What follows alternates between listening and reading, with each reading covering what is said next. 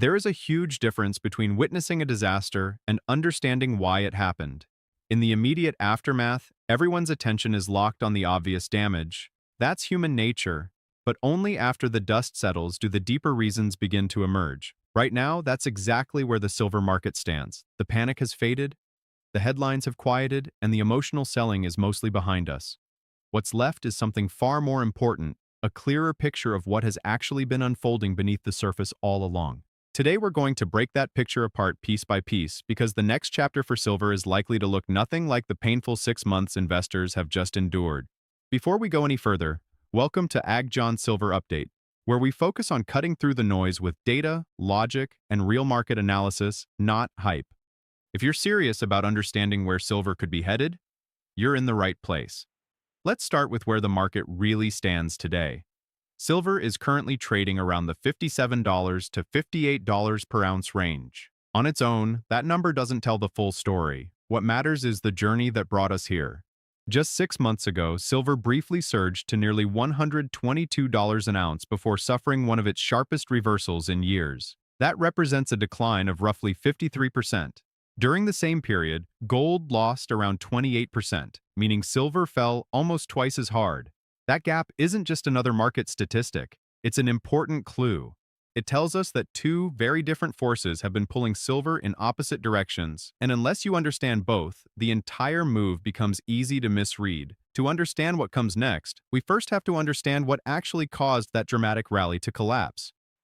The explosive run toward $122 wasn't driven by a sudden improvement in silver's long-term fundamentals.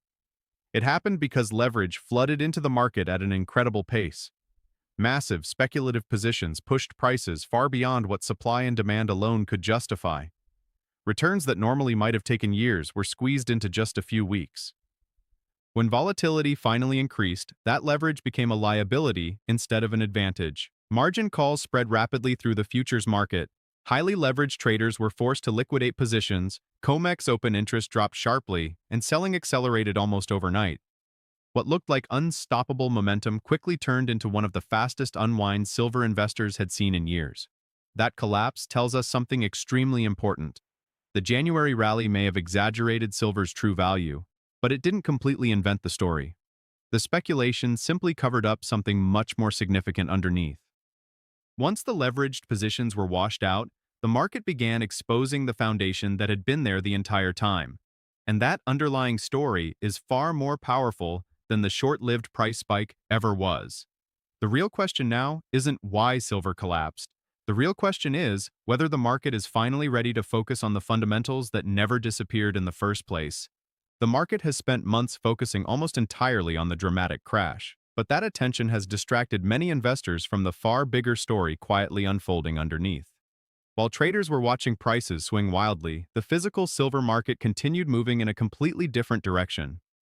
For 6 consecutive years, the world has consumed more silver than it has been able to produce through mining and recycling combined. That's not a temporary imbalance caused by one bad year. It's a structural shortage that has continued year after year. Global mine production has remained surprisingly flat for more than a decade, hovering around the same annual levels despite rising demand. At the same time, recycled silver hasn't provided much relief either.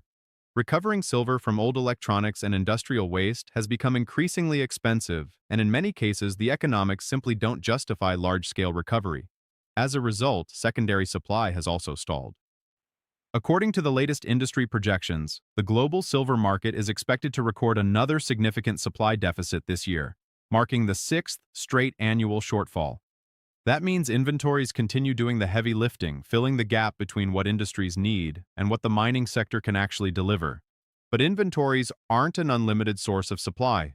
Every year that deficit continues, another portion of above-ground silver quietly disappears into industrial use or long-term investment holdings. Those stockpiles become smaller while demand keeps expanding. This is where many investors misunderstand the numbers. People often point to COMEX-registered inventories and assume the market has plenty of metal available. On paper, the figures may appear comfortable, but numbers alone never tell the entire story.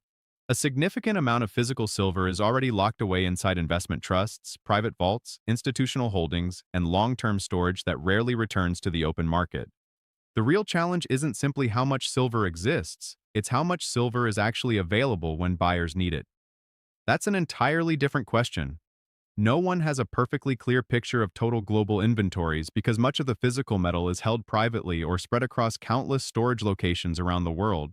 That lack of transparency creates uncertainty, and uncertainty becomes increasingly important when deficits continue year after year. Even without knowing the exact inventory totals, one conclusion becomes difficult to ignore. If the world repeatedly consumes more silver than it replaces, the direction eventually points toward tighter supply. The only unknown is timing. Now look at what's driving demand. Silver isn't just another precious metal sitting inside vaults. It's one of the most important industrial materials used in modern technology. It plays a critical role in solar panels, electrical systems, electronics, medical equipment, batteries, telecommunications, high-performance manufacturing, and hundreds of other industrial applications where performance simply cannot be matched easily by cheaper alternatives. Perhaps the biggest demand engine is solar energy. Global solar installations have expanded dramatically over the past decade, and every new project requires silver-based conductive materials. As installation costs continue falling, countries around the world are accelerating renewable energy investment instead of slowing it down. And solar is only one piece of the equation.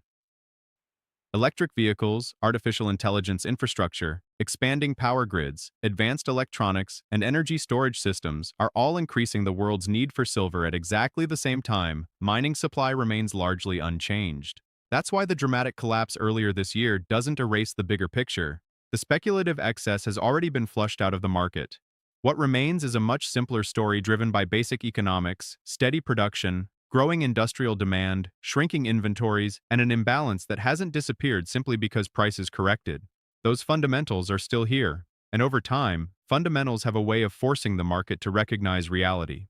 One of the clearest signs that this story is far from over is the behavior of mining companies themselves. If silver were truly entering a long period of oversupply, producers would be rushing to expand output as quickly as possible. Instead, many of them have taken a far more cautious approach.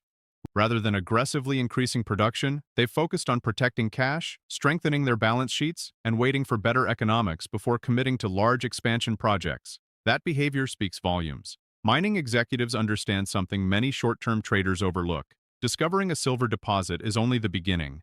Bringing a new mine into production can take years of environmental studies, permitting, financing, construction, and infrastructure development. Even if prices rise tomorrow, the industry cannot suddenly flood the market with new supply. In other words, supply simply can't react as fast as demand. That reality creates a powerful long-term imbalance. For investors, this means looking beyond daily price swings and understanding where real leverage exists. Many people believe buying any large mining company automatically gives them strong exposure to silver, but that's often not the case. Numerous major producers generate significant revenue from copper, zinc, lead, or gold, meaning silver is only one piece of their overall business. If silver enters another strong bull cycle, companies that are heavily focused on silver production may benefit much more directly because their earnings are tied far more closely to the metal itself. Of course, that doesn't mean every silver company is worth owning. Location matters. Management matters. Financial strength matters. A company with an outstanding deposit located in a politically unstable region may never unlock its full value. Likewise, a business carrying excessive debt or constantly issuing new shares can struggle even if silver prices improve.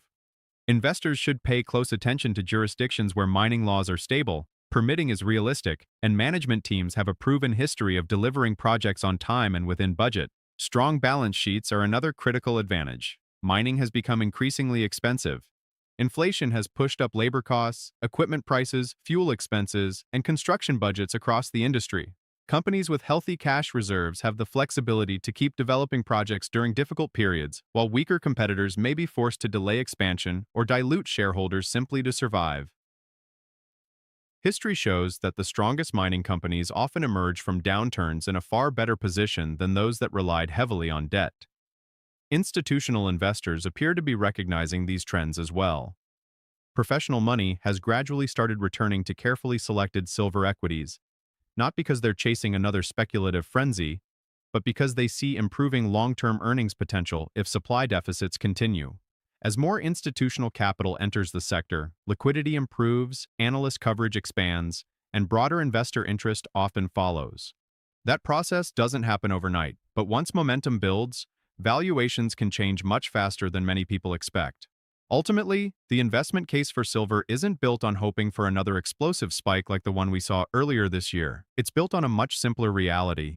The world continues consuming more silver than it replaces. Industrial demand keeps expanding across renewable energy, electronics, artificial intelligence, electric vehicles, and modern infrastructure. Meanwhile, mine supply remains relatively constrained, and replacing depleted inventories becomes increasingly difficult over time. Markets can ignore those fundamentals for weeks or even months, but they rarely ignore them forever. Eventually, prices tend to move toward the level needed to encourage additional production and balance physical supply with real demand. No one can predict the exact day that adjustment begins. But when you step back from the daily headlines and focus on the bigger picture, it's clear that the forces driving silver today are very different from the speculative wave that pushed prices to unsustainable highs.